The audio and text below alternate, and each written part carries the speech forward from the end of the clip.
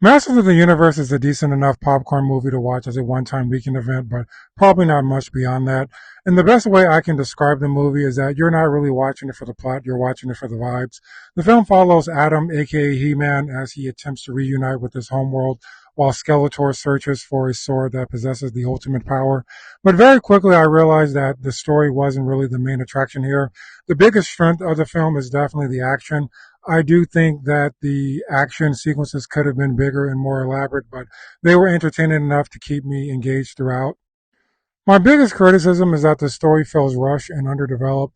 There are moments where it feels like the movie is sprinting from one set piece to the next without really taking time to flesh out the narrative. That's why I kept coming back to the idea that you're really here for the action and overall experience rather than the plot itself. Performance wise, everyone does a decent enough job, but one thing that just caught me completely off guard was just how campy a lot of the performances were. As someone who is not deeply familiar with the Masters of the Universe franchise, I wasn't expecting the movie to lean so heavy into comedy and the theatricality of it all. It definitely took some adjusting on my part. And speaking of that, the tone of the movie might have been the biggest surprise for me. I wasn't expecting anything overly serious, but I also wasn't expecting things to be this over the top and dramatic at times. The movie embraces its campiness in a way that feels pretty intentional. As far as longtime fans go, I can't really speak on whether they'll be happy with this adaptation or not.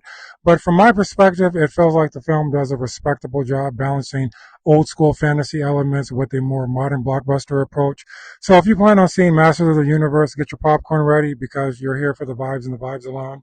Since the film is over 2 hours long and with a blockbuster budget, per my rule, I grade on a scale of 1 to 10. Overall, I'm giving Masters of the Universe a 6.5 out of 10.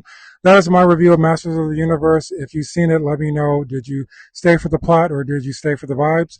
Next weekend, I will be reviewing Disclosure Day. Till then, peace.